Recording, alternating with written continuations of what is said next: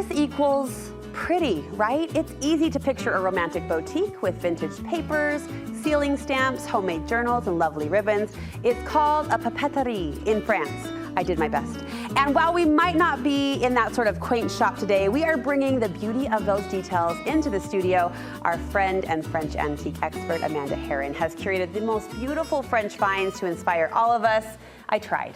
Well, you did a great job. Would you tell us again what this shop is called? A Papeterie. That is what I meant to say. Thank you for being here. Oh, you're welcome. You have such an eye, and French has your heart, right? It does. French-inspired items have your heart. How come?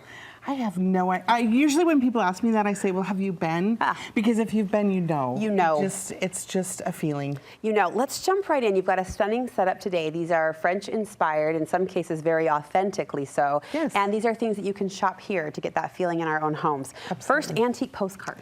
Well, antique postcards right here. So this particular collection is all sent from soldiers from World War I and World War II. Oh my Some goodness. of them from prisoner of war camps. Oh my goodness. So they're really beautiful. You can see like this one talks about it's from the correspondence of the armies of the Republic. And I love how you've stacked and just grouped. Yes, and we love to display them like in a little frog or in a frame or just in a little clip. They're really fun. Easy way to own a little bit of history. And it smells so good. They smell old, and You I like love the it. I love smell it. of that I love aged it. paper. Yes, I love it. I'm spying a fountain pen, which is beautiful. Yes, this is a French fountain pen with a fleur-de-lis, which is really fun. And you feel very fancy when you write with them. Do you really write with that? Well, I pretend to write with it. Okay. You gotta dip a lot, you know? It's like Okay. a really slow process. But it becomes an accessory then to display. Yes, and I mean, you should use it. We totally believe you should use all of the things, all of the time. Don't put something in a closet and not use it. And talk to me about these papers, Amanda. These are handmade papers. They're all with a deckled edge, so they're all very old feeling, very like, you know, yes. Yes, and the wax seal? Wax seals are a total favorite. Would you want to make one I really would quick? love to. Okay, well, I've done some over here. Let me just grab this. And you make these with a glue gun?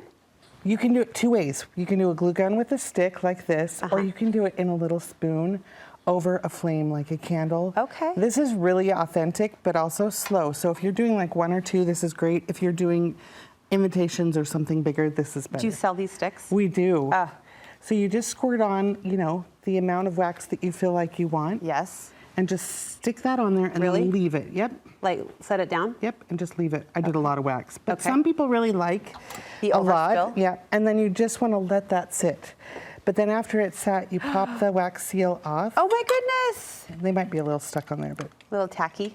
there you go. Oh, but there it is. There it is. How fun is that? I love it. It's so much fun. I'm so into stationery. I mean, a lot of women are. They have this love affair with note cards in general, papery in general, and this is a fun touch and extra. Yes, yes. Okay, talk to me about the journals.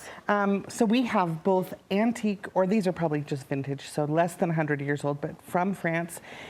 Vintage notebooks that have the original paper, and we say use this. Don't just use it.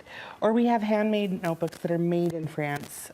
Those are lovely. Or that are French cahier is a notebook in Those France. are lovely. All right, teach us, educate us about the antique engravings.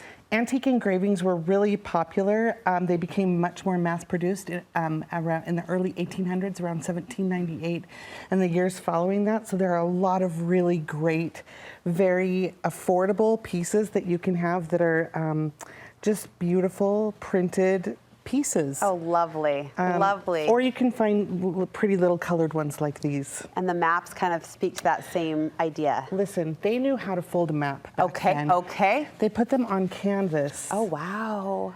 So this would have been a carriage map Oh my goodness. that they would have used on a carriage. Oh, wow. Imagine that framed on a wall. That's Right? everything. And they're great to frame because they've got the soft canvas backing, so they're really, really easy to use. Out of time, I just want to touch on the flags, though, the way you've draped. And we're a flag today. We're we are a living representation. And we didn't even plan it. No planning. But the fun little touches that you can add to your home anytime, but especially now during the Olympics. Where can we shop all of these treasures? You can find us online at lapetitemaison.ut. That's our Instagram, or you can find us in Historic Draper. It's so fun to see. I often have friends post after they visited your shop for the first time, and they are just falling all over themselves. So, well, that's what we love to hear. oh, be sure and pay them a visit, especially now, I think, as we're all feeling this pre-Olympic fever. Amanda, thank you so much. Thank you for We'll having link us. you to her links from our website.